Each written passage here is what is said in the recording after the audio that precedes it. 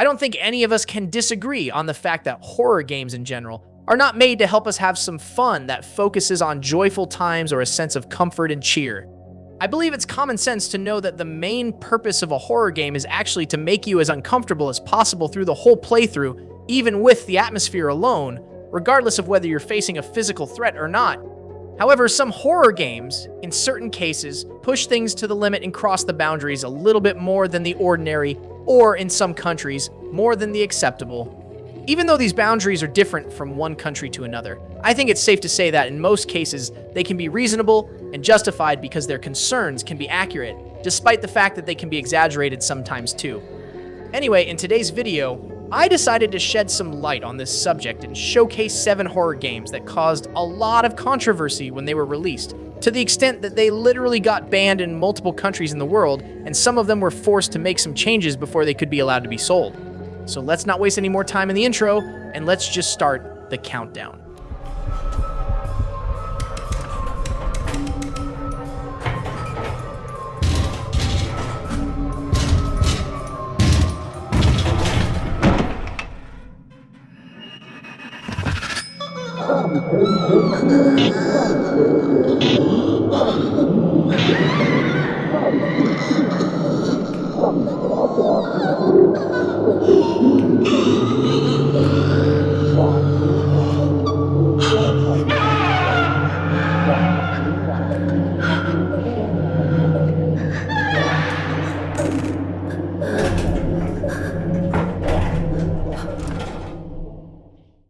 Devotion is a horror game that has been mentioned a million times on this channel, and we explained its story and plot thoroughly in several videos, but I'm going to provide a brief summary for context purposes.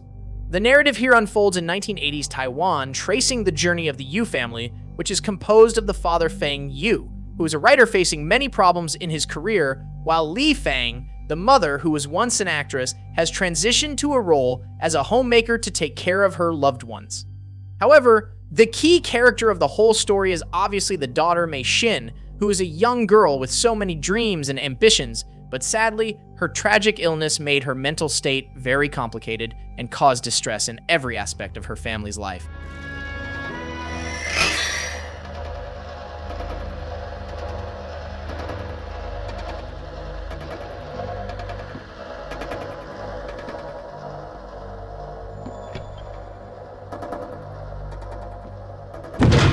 妈妈什么时候会回来？妈妈去哪里？我真的好想妈妈。 Eventually, the family's circumstances take a darker turn, and they are ensnared by nightmares, inexplicable tragedies, and glimpses of an evil figure which cause familial bonds to fray, leading to accusations and internal conflicts. The father was suffering, seeing his daughter's condition get worse day by day, and despite his attempts to help her, nothing worked and everything kept deteriorating. The ending of the game is even more heartbreaking, but I'm not going to talk about it here, and you can check out Lucas's video if you're interested in learning more details about the sad events of the story. Anyway, you're probably already wondering by now about what could be the controversial part of the game that led to its ban in a certain country. Well, to be clear, the reason that caused problems for this title is not even related to its story or concept. It's actually a small scene in the playthrough that triggered political anger towards the game in mainland China. As you guys already know, this game is Taiwanese, and I don't know if the developers did this on purpose or not, but in a specific section of the game, there's actually a hidden Easter egg that references the president of China, Xi Jinping. The Easter egg was basically a small talisman that had text that when translated says Winnie the Pooh Xi Jinping, referencing a meme connecting the cartoon bear with China's president, and we all know that such things can't be tolerated by the Chinese government. The authorities in China ordered the game to be removed from Steam, even though the developers apologized for the Easter egg and said that it was a mistake and not intentional, but we all know that this argument makes no sense because you can't put such a thing in a game by accident. What's even worse is that prior to the ban, the game was also review bombed by Chinese players on Steam, and the review bombing was organized by a group of Chinese gamers who were angry about the Easter egg, which ultimately caused the game's rating to drop significantly. Despite all the apologies, the game was never reinstated on Steam or any other store, and you can only buy it now from the official website of the developers at Red Candle Studios, but of course you won't find the Easter egg anymore because it has been removed in the recent updates. Anyway, Even though the last thing I want to talk about on this channel is politics. Obviously, politics is following us everywhere, even in video games.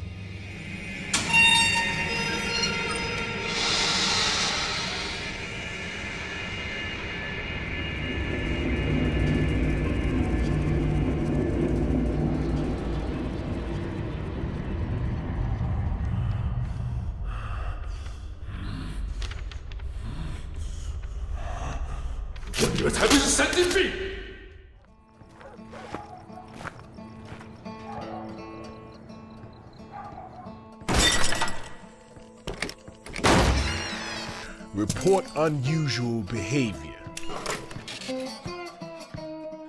Barricade your homes. Avoid all contact with infected individuals. Wait for official instructions. Wait my ass. I'm pretty sure that many of you are surprised to see this game on such a list, and you're probably starting to have questions about which countries had problems with it and why they decided to reject it. For those who don't know the franchise, Left 4 Dead 2 is basically a cooperative first-person shooter released in 2009, and it serves as the sequel to the original Left 4 Dead, but it offers improved graphics and mechanics for survival in a post-apocalyptic setting. The game takes place in various locations across the southern United States, where players assume the roles of 4 survivors trying to navigate through hordes of zombies known as the Infected, and they must collaborate to fight off waves of them, complete objectives, and eventually reach designated safe zones. The best thing about this installment is that it introduces new characters, weapons, and infected types, as well as new campaign scenarios and maps to expand what you can do with your partners. Stop the bombing run! However, even though this game is one of the most fun zombie games you can ever put your hands on, and I personally see it as the best of all time in its category, Germany and Australia actually had a big problem with its content, which according to them contains intense violence and depictions of gore. These bans were often related to the portrayal of violence against zombies and the use of various weapons to dispatch them. And apparently it's illegal to hurt zombies in Germany and Australia, and you are required to respect them in video games as well as their role in society in real life. Trust me guys, even though I'm adding some sarcasm to this, they literally banned it for the violence against zombies. Anyway, the game was initially denied a classification, effectively resulting in a ban, but after some modifications were made, it was eventually reclassified and allowed for sale in both countries because the new censored version is way less aggressive. This is not an exaggerated statement, by the way. If you play the original version and then compare it to the modified one, you'll actually notice a big difference in combat and the way you kill zombies, which pretty much takes away 70% of the game's joy and fun.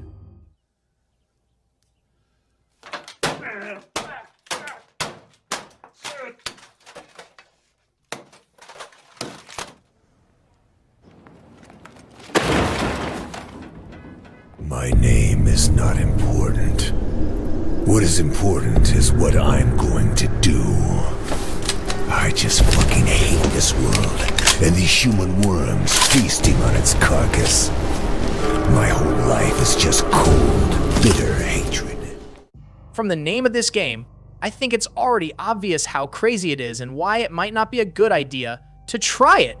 Especially if you don't want to be involved in a messed up story that's literally about nothing other than killing. The plot of Hatred revolves around a man whose name, as well as background, are not given, and he's only known by nicknames such as the Antagonist or the Crusader, who feels an unnatural hatred for humanity and seeks to murder as many as he can before his own death. The gameplay here incorporates a blend of combat and a little bit of exploration, where players can deploy a diverse range of weapons encompassing firearms, knives, and explosives to eliminate adversaries, and everything is presented from an isometric viewpoint. Environmental elements such as vehicles and explosives can also be utilized to dispatch enemies in the 5 distinct levels of the game, and these levels are set in various locations like a city, suburb, or train station, and you are tasked with eliminating all enemies in each stage. However, this crazy game obviously didn't pass on the radars of regulators easily and faced substantial controversy due to its explicit depiction of violence and its portrayal of mass killings, which eventually led to its ban in multiple countries, including Australia, Germany, and New Zealand.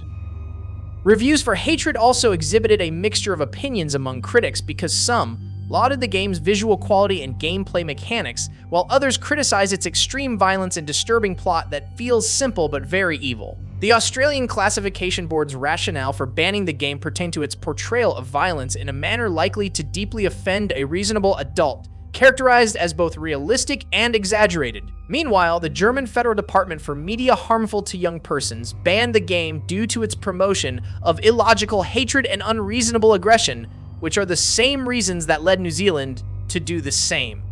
In other countries, like the United States, the game was not banned, but it was given an adult-only rating to make it clear that it's not suitable for young kids. And to be fair, even adults with certain mental problems should avoid it too, because we don't want anyone to go crazy after playing it and do messed up things that can affect others. So guys, please don't play this game and make sure to spread peace instead. Okay. Josh! Josh! Don't let me fall! Bad dream?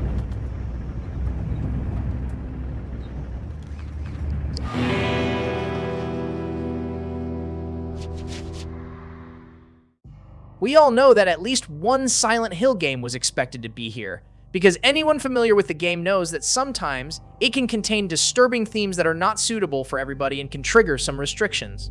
Silent Hill Homecoming was released in 2008 and stands as the 6th installment within the Silent Hill series, and the story here mainly revolves around the journey of Alex Shepard, a soldier re-entering civilian life after a stint in war and miserable time in the military.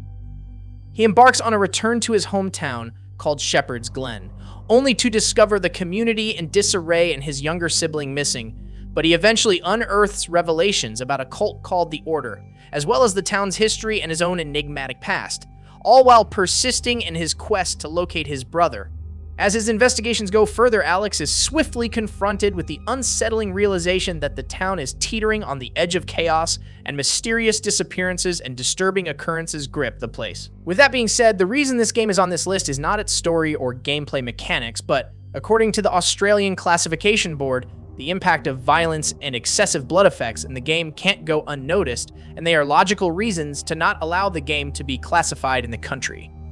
One of the main scenes that justified the ban was the bisection of a character by an enemy, but the straw that broke the camel's back was the scene where the protagonist Alex engages in a struggle with Margaret Holloway for possession of an electric drill, and the confrontation ends tragically as one of them experiences a gruesome drilling incident.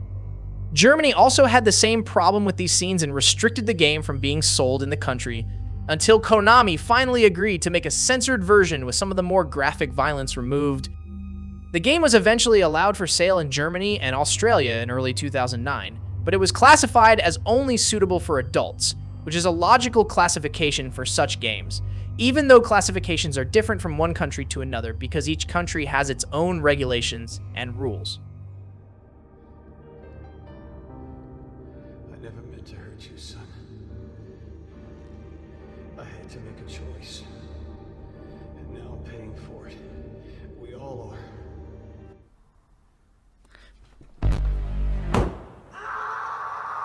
I've got to get the one piece of evidence that will expose Starkweather without a shadow of a doubt.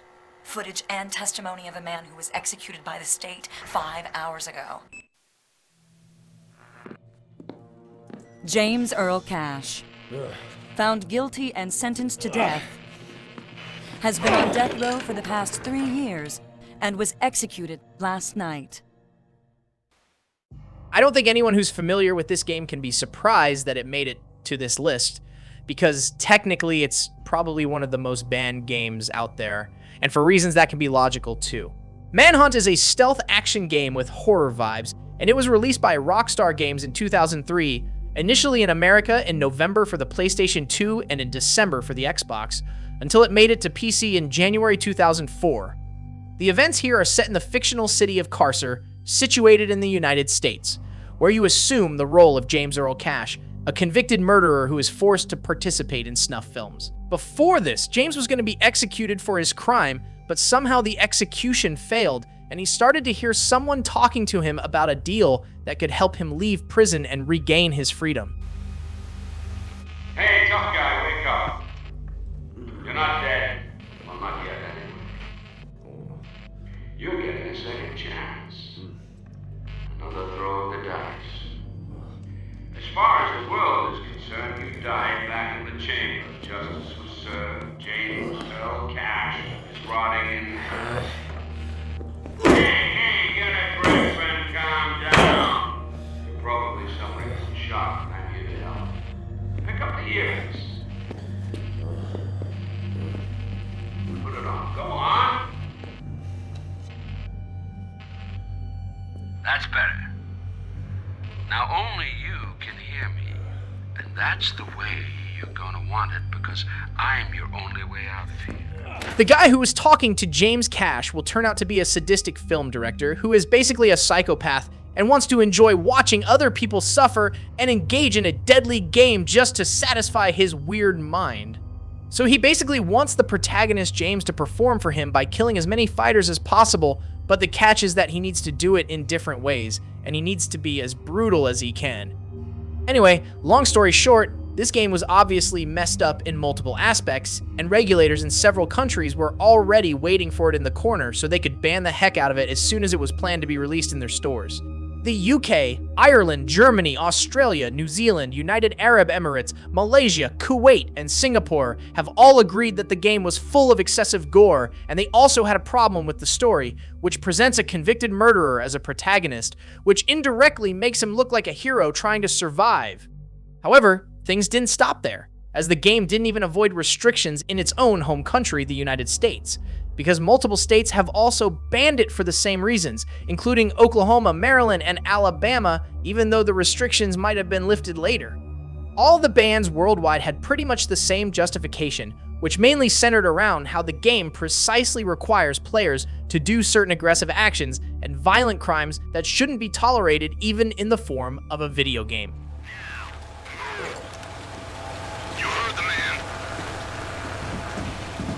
Manager also visited the Darkwoods Penitentiary, which hosts more than 1,000 inmates from all over the country. The prison's modern facilities include spacious cells for the inmates. The exceptionally well-staffed hospital is equipped for emergencies, as well as routine health checks.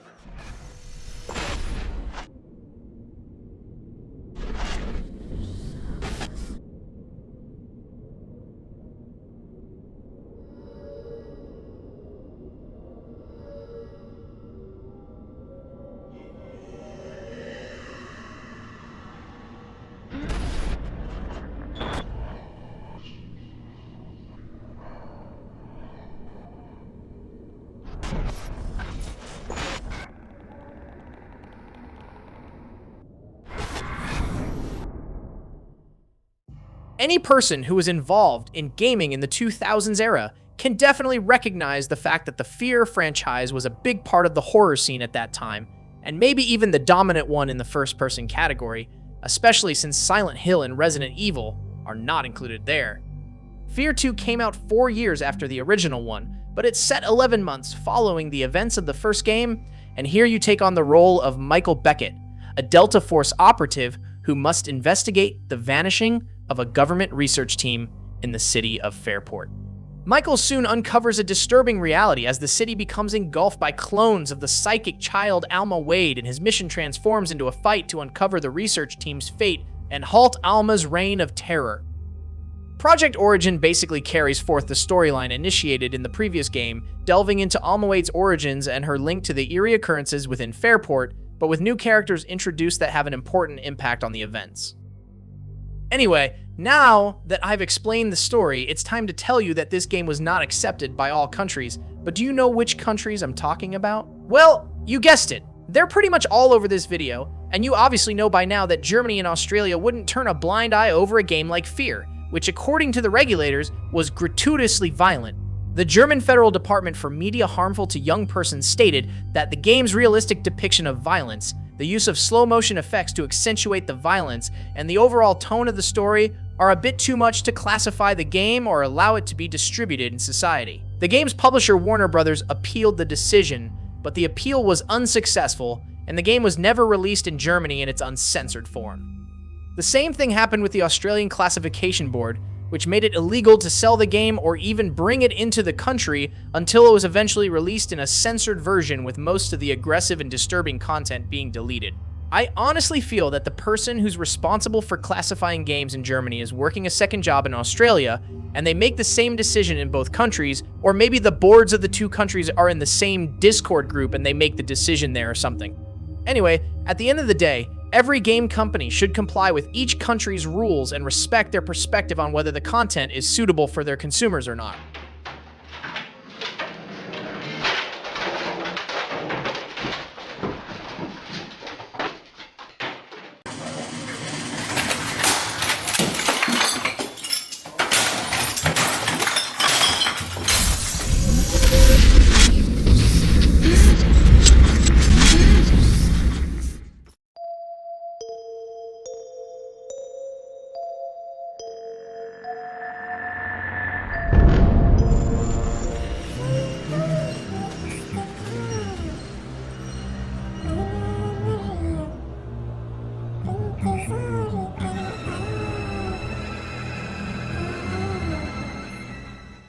This one is pretty much the most interesting on the list, and maybe even the most serious one too, because its controversial side actually has effects on things that are in the real world and not just the fictional realm of the game. Mariam is an interactive horror game with a dramatic storyline created by a Saudi developer named Salman Al-Harbi, and it's available for download on both the App Store and Android devices. The story generally revolves around the enigmatic experiences of a girl called Mariam, who lives in the 18th century in the Middle East and possesses a mysterious ability to communicate with the spirit world. Your main quest here is to go on a journey through Mariam's life, where you are tasked with assisting her in confronting shadowy entities by responding to a series of multiple choice and short answer queries. But keep in mind that in this fantastical realm, your decisions wield a significant influence on both your own destiny and hers.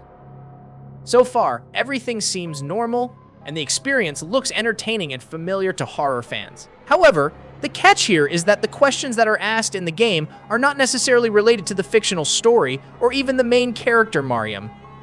In fact, most of the questions are mainly focused on your personal life and private stuff about you, including your habits and even information like your height or if you smoke or not.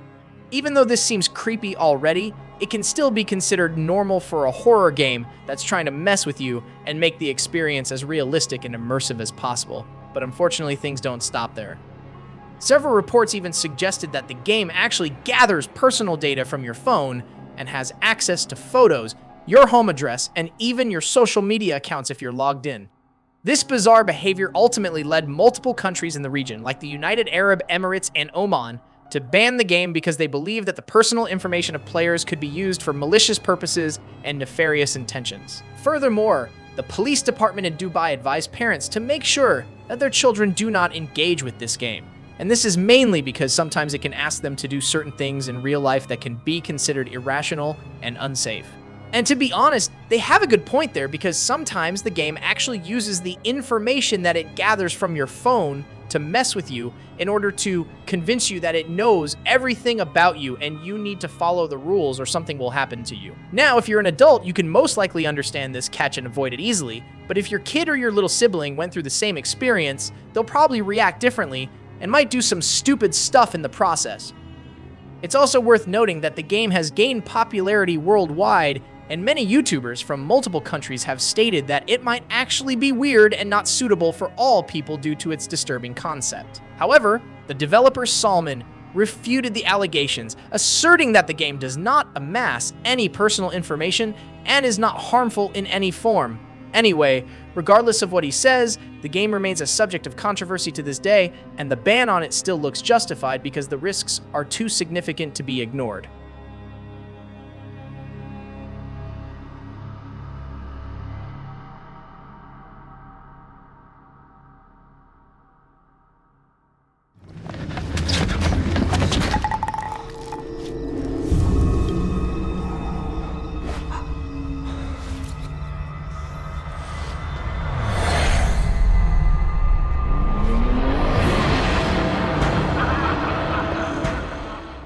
The official list for today is over, but one last honorable mention is We Happy Few, which is a very weird and unique game that takes place in a retro-futuristic version of 1960s England after the Second World War, where England has been defeated and occupied by Germany. But in order to cope with the trauma of war, the citizens of Wellington Wells have created a drug called Joy, which suppresses their negative emotions, and anyone caught not taking Joy is branded a downer and ostracized. However, this drug had so many side effects, including addiction, nightmarish hallucinations, and being susceptible to manipulation, and this is what led many citizens to develop tactics in order to avoid taking it. Anyway, Australia had a serious problem with the concept of the story, which constituted an incentive or reward for drug use and indirectly implied the idea that drugs are a good option to become happy and feel joy. The game ended up being banned in the country in May 2018, but the developers appealed the decision and managed to convince the classification board to allow the game to be sold in July 2018, but only with a consumer advice label warning of its drug content. Nevertheless, the game was banned again in 2019 for the same initial reasons, but the ban was lifted a year later in 2020 and is now available for purchase. Anyway, before I finish, I want to thank Zesty for inspiring me to make this video, and don't hesitate, guys, to give more ideas in the comments below because I pretty much check all the comments and I actually get so many ideas from you. Until next time, stay safe and keep the horror going.